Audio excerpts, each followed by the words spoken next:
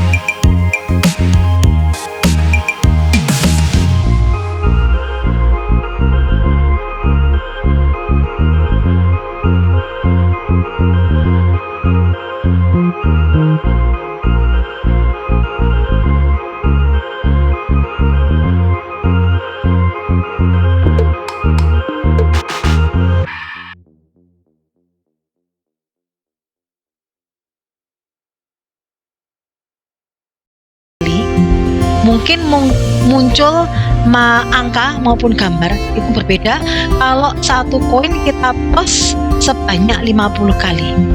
Yang ketiga, pendekatan subjektif. Peluang suatu peristiwa didasarkan pada penilaian pribadi yang dinyatakan dalam suatu derajat tertentu. Ini ada istilah percobaan, ruang sampel, dan kejadian. Ini ada mata uang, ada sisi gambar, ada sisi tulisan.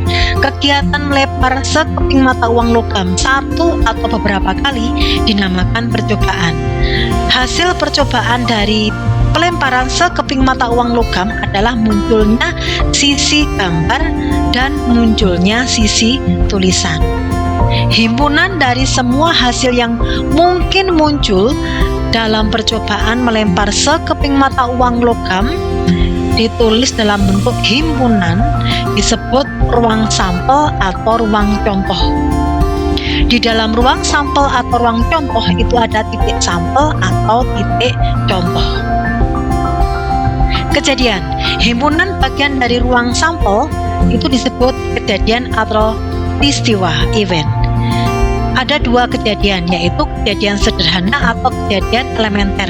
Kejadian yang hanya memiliki satu titik sampel. Contohnya adalah pada saat kita melempar dadu bersisi 6 sekali, maka munculnya mata dadu 1. Ini contoh dari kejadian sederhana. Munculnya mata dadu 6, ini juga kejadian sederhana.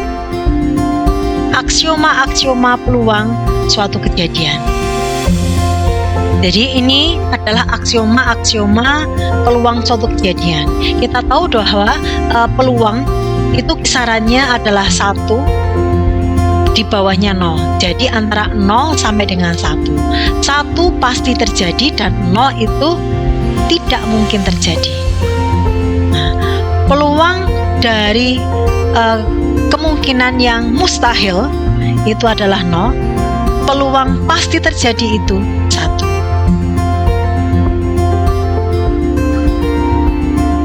Operasi-operasi dalam kejadian. Irisan, gabungan, komplement. Irisan dua kejadian.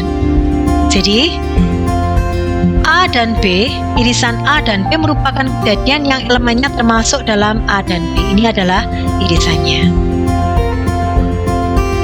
Gabungan dua kejadian. A gabungan B merupakan kejadian yang mengandung semua elemen yang termasuk A atau B atau keduanya, yang saya arsir seperti ini.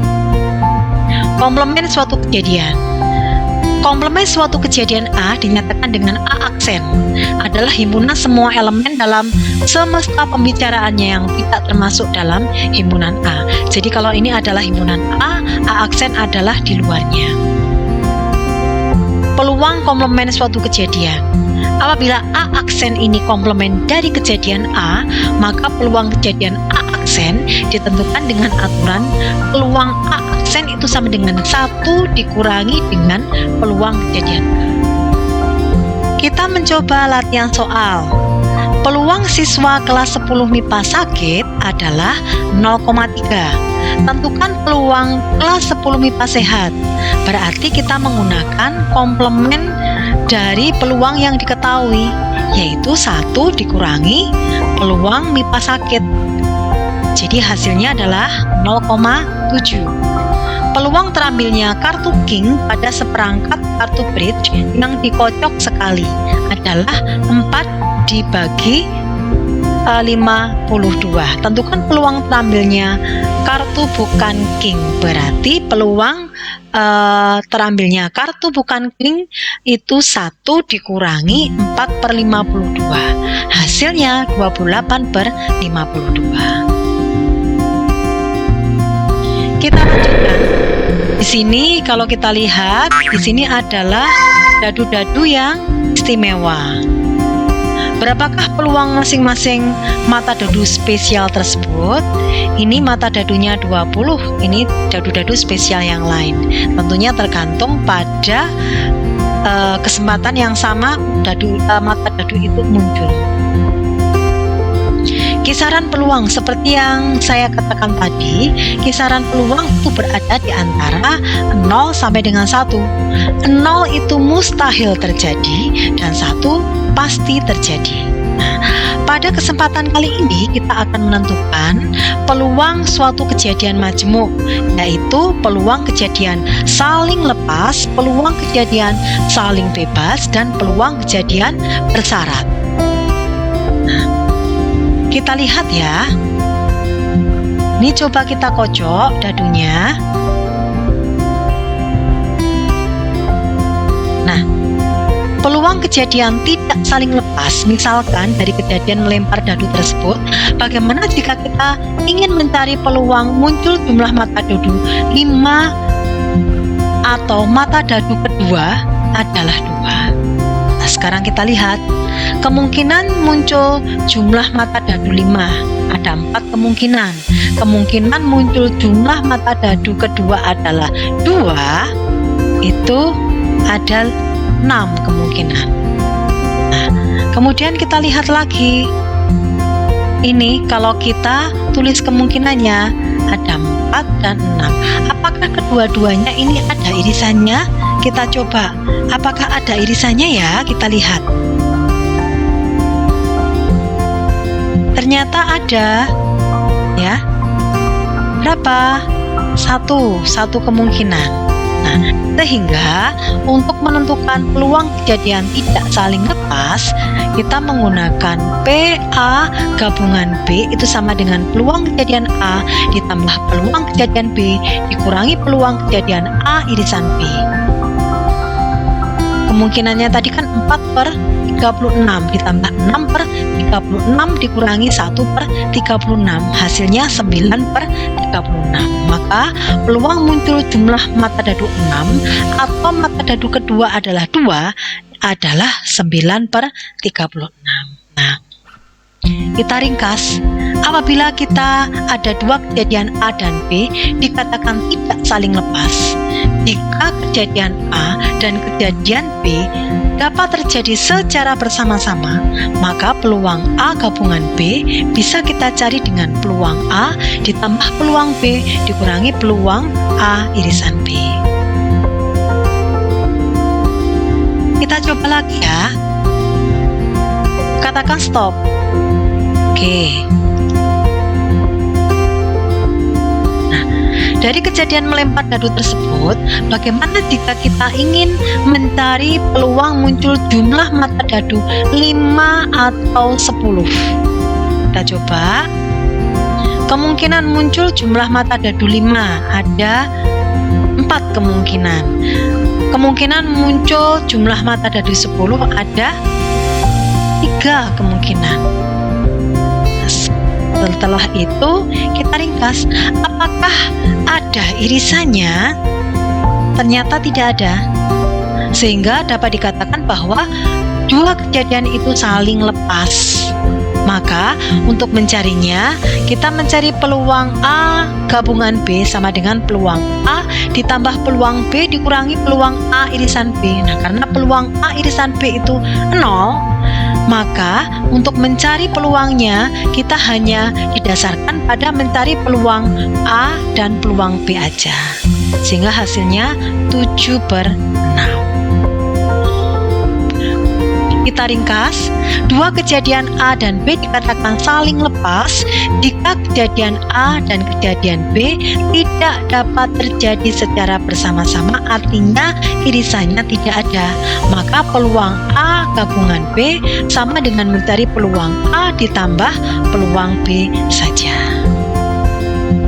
Kita coba ya, kita mencari jawaban dari soal 1. Sebuah kartu diambil secara acak dari seperangkat kartu grid. Tentukan peluang bahwa yang terambil adalah kartu king atau kartu berwarna merah. Kita coba selesaikan ya. Di sini kita akan mencari peluang kartu king atau kartu berwarna merah. Dalam seperangkat kartu grid itu ada 52 kartu. Kartu kingnya itu ada 4. Kartu yang berwarna merah itu ada 26. Nah, kartu king yang berwarna merah itu ada 2, sehingga antara pengambilan kartu king dengan kartu yang berwarna merah itu ada irisannya. Sehingga mencari peluang terambilnya kartu king atau kartu berwarna merah adalah peluang pengambilan kartu king ditambah peluang terambilnya kartu merah dikurangi peluang terambilnya kartu king irisan merah, sehingga dapat kita selesaikan ada 7/13. Kita lanjutkan soal yang kedua. Sebuah kartu diambil secara acak dari seperangkat kartu bridge. Tentukan peluang bahwa yang terambil adalah kartu king atau kartu queen. Kita coba selesaikan. Terambilnya kartu king atau kartu queen. Kartu king ada 4, kartu queen juga ada 4. Apakah mengambil kartu king dengan kartu king ada irisannya? Tidak ada. Maka untuk menyelesaikannya kita menggunakan P king ditambah P queen saja. Hasilnya 2/13. Soal yang ketiga, dari satu set kartu bridge tanpa joker akan diambil 2 kartu satu persatu berturut-turut, kemudian kartu tersebut dikembalikan. Berapa peluang terambilnya kartu as atau kartu king? Kita coba sana mengambil kartu as. Kartu asnya kan ada 4, berarti 4/52. Kartu kingnya juga ada 4, berarti 4/52. Pada saat kita mengambil kartu as dengan kartu king itu tidak ada irisannya, maka untuk mencarinya hanya didasarkan pada pengambilan kartu as ditambah pengambilan kartu king, sehingga hasilnya sama dengan 8/52. Contoh yang terakhir, contoh 4. Sebuah dompet berisi uang logam 5 keping 500-an dan 2 keping ratusan rupiah. Dompet yang lain berisi uang logam 1 keping 500-an dan 3 keping ratusan. Jika sebuah uang logam diambil secara acak dari salah satu dompet, tentukan peluang untuk mendapatkan uang logam ratusan rupiah. Kita coba, kita selesaikan. Pada saat kita mengambil dompet 1 ada 5 keping 500-an dan 2 keping ratusan. Maka kalau kita mengambil dompet 1 yang ratusan, itu ada, kita mengambil dompet 1 kemudian baru mengambil uang ratusan ya. Berarti kita tulis peluang terambilnya salah satu dompet itu setengah, dikalikan kita mengambil uang ratusan, berarti 2/7, sehingga peluangnya ada 1/7. Pada saat kita mengambil dompet yang kedua, nah, peluang terambilnya dompet 2 itu juga setengah.